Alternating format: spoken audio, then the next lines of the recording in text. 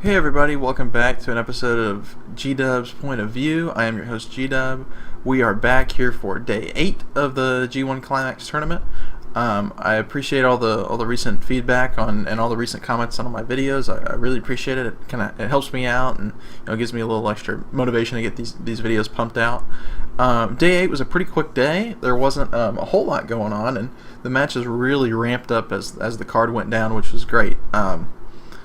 I don't really have any tag match notes. I didn't think any of the tag match were too interesting, so I just decided not to watch them. Usually there's at least one story, but I didn't find any of them for day 1 that interesting. I did see the post-match comments for Elgin and Suzuki, and obviously they're both shit talking to each other. And Suzuki just wants to. I think he said he's going to make his neck shorter, which is, oh man, like that's. I'm ready to see that match now. But yeah, we'll get right into it. First match was Goto and Yano. Of course, this is a 2-minute match. There's not a whole lot to comment on. I like the opening with Yano. As soon as they shook hands, and Yano immediately runs back to his corner and undoes the turnbuckle pad and hits Goto with it before the bell even rings. So it's kind of fair. But yeah, then there's Yano gets a little offense in, tries to go for a pin. Doesn't get it, and then Goto just gets all the offense in, hits a Yushigoroshi, hits a GTR, and gets the win. It made Goto look insanely strong because Yano's been having some decently long matches this tournament, and so to have Goto beat him in 2 minutes makes Goto look really good, especially he's had really good losses where he's had great matches, and so now he looks really strong going into this. So, but yeah, it was insanely quick. I didn't think they'd actually do it, but hey, it kind of helps with keeping everybody on their toes, and that was probably a good match to do it, and makes Goto look really good. So, not too much more to say to that because it was only 2 minutes long. Of course, second match was Naito and Tama Tonga. I thought this was a fun match. I liked the opening with Naito wanting it to be a one-on-one encounter. He kept saying, mano y mano, and so Tama and Loa kind of talked, and eventually he's like, okay, and so Loa gets off the the ring apron and walks around to the entrance ramp, and he's like, all right, I'm leaving. And so as Naito's watching him walk away, Tama attacks him from behind, then Loa comes running back down. I thought that was a really good spot, something they hadn't done yet. I thought they had good striking sequences and a good quick pace. I think personally this probably was my favorite, and I think Tama's best singles match. I don't know about ever, but definitely of this tournament, and probably of at least this year, because he hasn't. I don't even know if he's had a singles match other than this tournament. So this might be his best singles match ever. I think it comes down to the chemistry, because I thought going into maybe like the Tama Sonata match, they would work really well together. But I think it maybe comes down to Sonata is a quick athlete. He's a really quick wrestler. But he's quick when he wants to be quick. His natural pace isn't super quick, though. He's very methodic, and he's only quick when he needs to do it for spots and whatnot. But Naito's just quick all the time. That's just how he wrestles. So I think, and Tama's kind of the same way. So I think their actual styles match well to where they just were going quick all the time, and Tama didn't have a lot of time to be sloppy like he can be. He had to be crisp, and he was on top of his game. So I like seeing that for sure. Of course, if you guys haven't seen, this is This is the show right after all of the Twitter beef with Roman went down on Twitter, which was funny. Tama's just been going after it on Twitter. Of course, the guy, said some pretty mean things pretty nasty things to a former, I guess, Marine or something like that, former Army soldier. But of course, Tama mentioned that he had served at one point in time, so a lot of it's in character. Which, of course, Twitter is the new promo.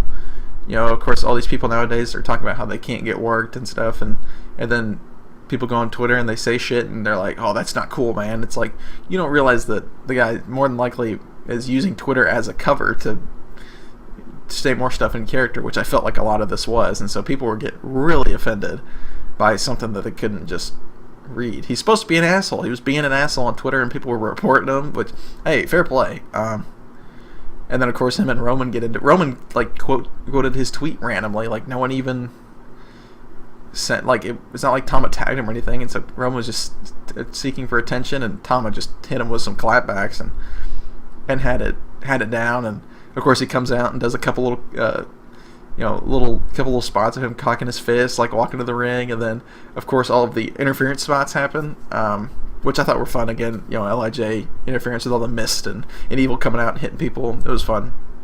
And then Naito gets back in the ring, and Tama's waiting for him, and Tama goes for a Superman punch. I thought that was fun. That was a good little, and it wasn't like it was over. It was just a fun little reference. And of course, he's dancing his way to the ring, and then works in a couple of the fist pumps into the dancing. So it's not super noticeable, but they were definitely there, and they were fun.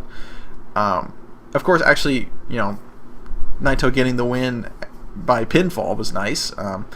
I'm curious if this holds true, because Tama's 1-3 now.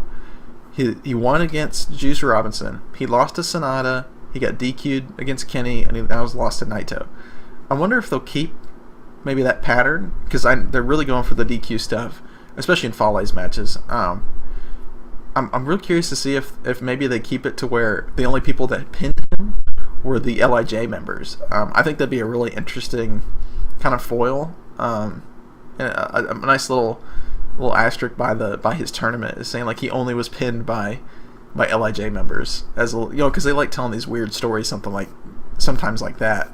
I think that'd be kind of fun. I don't think it'll stay like that, of course, but because Thomas still has to face like Ibushi, and I don't. Well, it's possible actually, because he could get really. I feel like he's either now the rest of his matches he'll either win or get DQ'd. I don't know if he'll eat a clean pin, so I'd like to see it to where the only two LIJ guys are the only ones that get pins on him. That'd be kind of fun. But overall, I thought this was a good match, and this is definitely Tama's best effort of the tournament, and possibly of any of his G1 performances so far. Of course, third match is Ishii and Zack Sabre Jr.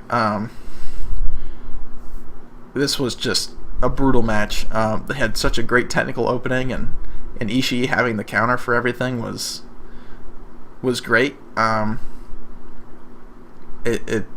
Ishii's holding his ground technically. I can't even talk right now. Using his technicality skills and showing that he could hang with ZSJ was great. Of course, eventually Zack picks a target, and he picked Ishii's arm, which worked out well for the end of the match. Of course, that's what they ended up going for. But just a ton of arm targeting, which is just ZSJ's really coming into his own as far as a technical wrestler. He's great even before he stepped foot in New Japan, but it's like this experience has really helped him out, and I think his matches are more entertaining now than they used to be. I think before he joined New Japan, his matches could be really hit or miss. He'd have these big long technical matches in PWG, and they'd be okay, and people would be like, it was fun. But now he makes technical wrestling like really fun. And I think that comes down to him being a heel and able to really twist limbs and really put a lot of torque in stuff, and it makes the moves look a lot better. Of course, it was super hard hitting because it's Ishii. He's going to club the shit out of whoever he's facing, and ZSJ was able to get him back with some kicks, but of course his arm, and they both sold really well.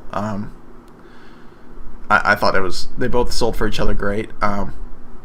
Of course, Ishii had some really good leg targeting and was going for some nice, he did like a ankle lock, and then ZSJ tried to roll through and hook in like a heel hook, and then Ishii countered it right back into another ankle lock. I thought that was really fun. It was nice to see Ishii break out some submissions. Of course, that comes down to the last little bit, and ZSJ's finally getting some moves in and targeting his left arm, and then it was I think it was like a float over, and he got Ishii on the ground, and then ZSJ locked in an armbar finally. Actually got it fully locked in, and like a second later Ishii tapped, which is nuts to think about, because commentary was putting over how much Ishii is, how strong he is, and how strong-willed he is, and that he's never tapped out ever. He's been in some referee stoppages, but he's never tapped out. And then he gets an armbar locked in for two seconds, and he taps. that's so huge for Zach. That's such a huge win for him. If they're the toughest man of the company just tapped out in 2 seconds. Once he liked to move in, he tapped out in 2 seconds. That's putting over Zach huge. So I'm really interested to see how the rest of his tournament goes. Of course, Ishii still looks great in a loss. He's going to get his wins. He's going to take his fair share of losses, but he's going to get his wins. They're both 2-2 now. So, but I thought just that put Zach on a completely different level of being the guy to tap out Ishii for sure. That just makes him a whole different caliber of talent now.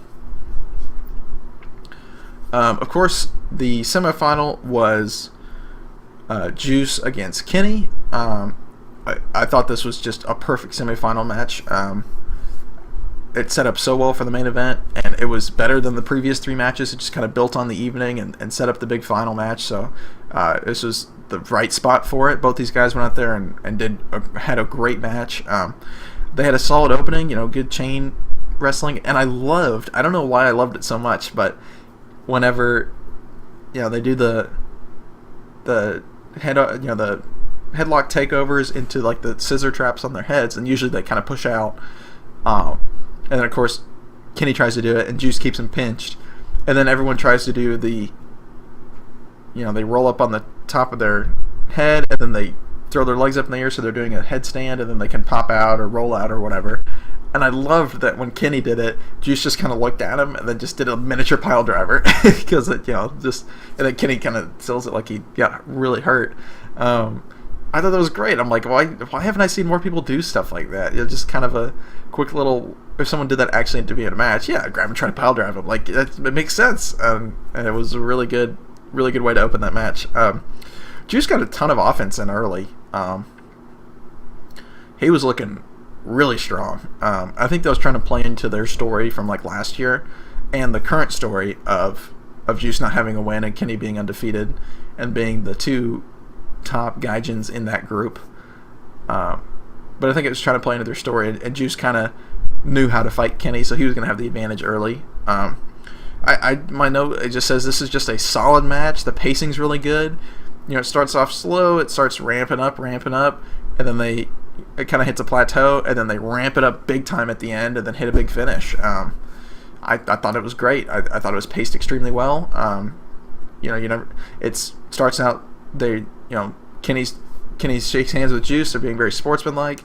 At first, Kenny starts going for the broken hand, and then realizes he's not, and so he switches off and just goes for a headlock. And then eventually, when you get later on, Kenny's just like, screw it, I gotta do it. I gotta do the hand.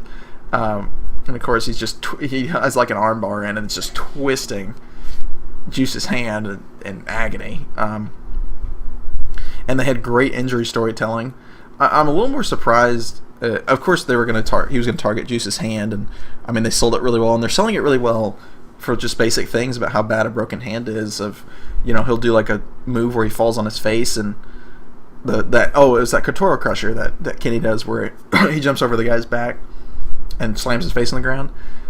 And commentary was really putting over like how much that affects him, because he tries to stop the blow with his hands, and of course his hand's broken, so that just puts more pressure on it.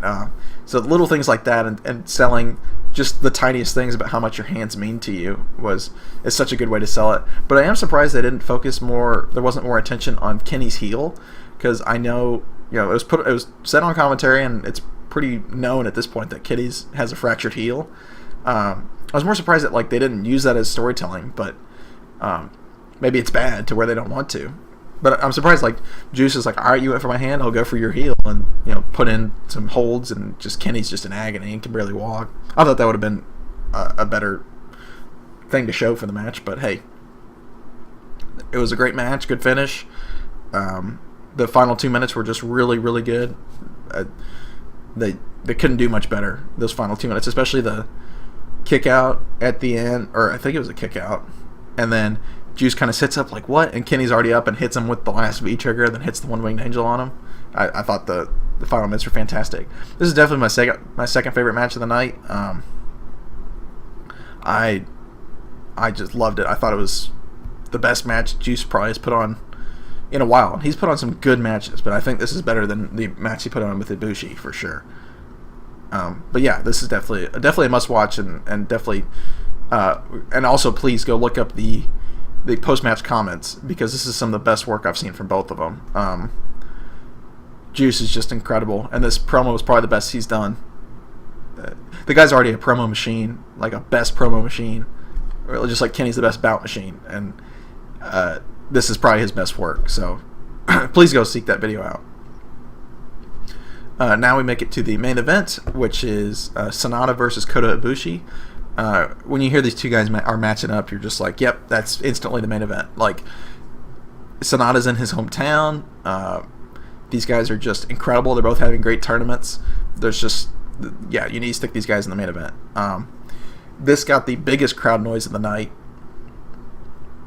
and it was not even close. That bell rang. It was 50-50, maybe 60-40 Sanada, and that building was rocking.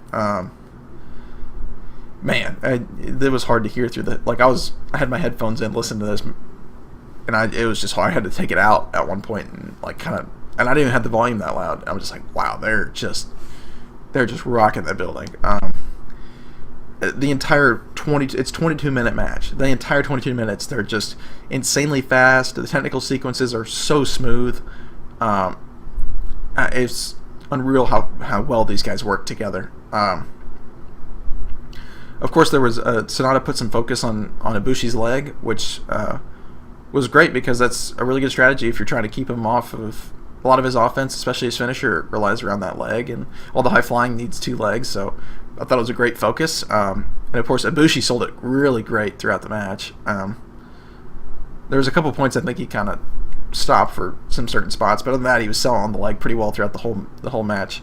Of course, the high flying was just awesome the whole match. Of course, Ibushi does that springboard Hurricane Rana spot that he doesn't actually get to really pull out that often. And then they did some just crazy shit throughout the entire match. It was just awesome. And the big finish of Sanada doing the flip over skull end, and then locking in Ibushi, and Ibushi's basically passed out, and Red Shoes is lifting his arm up to see if he's still coherent, and he kind of isn't, and then Sanada just gives it up, and he says, screw it, and I'm just going to go up and hit my moonsault, and does it, and gets the win, and the crowd just loves it. And he actually did a post-match promo, and the crowd's just eating it up. He spoke a little English at the end. This was the show, and this was the performance that showed you Sanada's going to be a big star. The crowd was just loving him. And they even, they loved him over Ibushi. I mean, Ibushi's pretty universally loved in Japan. If you go to every town, there's going to be big chants and big cheers for him. And he was getting so much more attention than Ibushi. I know it's his hometown, but that's pretty insane. And, just playing up to the crowd, having a phenomenal match. This was easily match of the night. Probably anywhere in the 4.5 to 5 star range. I'd probably give it 4 3/4 personally. It was that good, and I'd probably give Juice and Kenny probably 4.5. As those two matches were just incredible to finish off the night. And Ishii's ZSJ is probably over a 4-star match as well. The final this block is just so good. Every night is a highlight show. And I know the next show is being main evented by Sanada and Kenny, which they're gonna kill it. This block is just insane, with the spread of talent between everybody in the block, apart from maybe Yano and Tama, but Tama's getting better clearly because he had his best match tonight, and Yano's matches are actually really fun this year to watch. So it's hard to beat any B block night. But yeah, those are my thoughts on the night. Definitely a fantastic night. And the last 3 matches are killer. They're must watch for the tournament. But yeah, that will conclude this video. Thank you guys if you've made it to this point. Please share and subscribe if you like the content and want to see more. I know this is being recorded on Friday, so day 9 just aired this morning, so hopefully we'll be able to catch that tonight and record a video tomorrow, and maybe even have it out on Saturday afternoon, or potentially just put it out on Sunday morning. But yeah, again, thank you so much for watching, and I will see you for day 9's recap.